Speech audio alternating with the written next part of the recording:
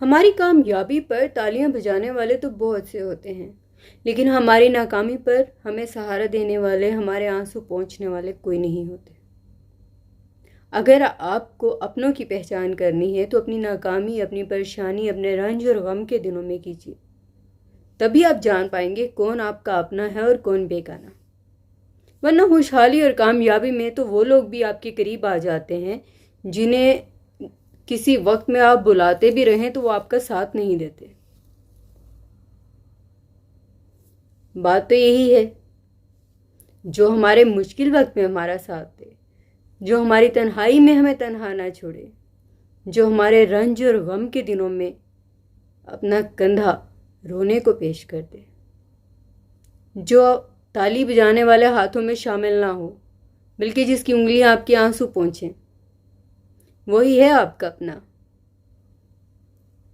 आप अपनी नाकामी में अपनों को ज़्यादा अच्छी तरह से पहचान पाते हैं। कामयाबी के दिनों में तो वो लोग भी आपके पास आ जाते हैं जो कभी किसी वक्त में आपके बुलाने से भी नहीं आते। जिन्हें आप बुलाते भी रहें तो कोई ना कोई हीला बहाना करके आपसे दूर हो जाते हैं। लेकिन जब वो आपकी कामयाबी देखते हैं तो आप बुलाएं ना बुलाएं, वो आपकी चापलूसी के लिए आपके सामने पेश रहते हैं। अगर आपको अपनों को पहचानना है तो अपनी तकलीफ के दिनों में पहचानिए।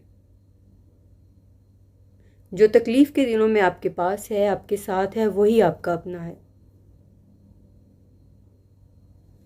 और जो तकलीफ के दिनों में आपके साथ नहीं है, उससे दूर रहिए, क्योंकि वो आपका अपना हो ही नहीं सकता। जो आपके रंज में, आपके कर्ब में आपको तन्हा छोड़ दे, वो आपका अपना कैसे हुआ? अपनों की पहचान हमेशा उसी वक्त होती है जब आप अकेले होते हैं। किसी को परखना चाहते हैं तो अपनी तकलीफ के दिनों में उसे याद करके देख लीजिए। बल्कि याद भी क्या करना, आपकी तकलीफ के दिनों में जो खुद ब खुद आपके साथ आ जुड़े, वही तो है आपका अपना, जिसे याद भी ना करना पड़े, जिसे आप याद हों, वही है आपका अपना। इसलिए वो लोग जो तकलीफ में आपके करीब रहें, आपके आंसू पोंछें, आपका सहारा बने, उनकी बहुत कदर कीजिए और उनका साथ भी उसी तरह दीजिए जैसे वो आपका साथ देते।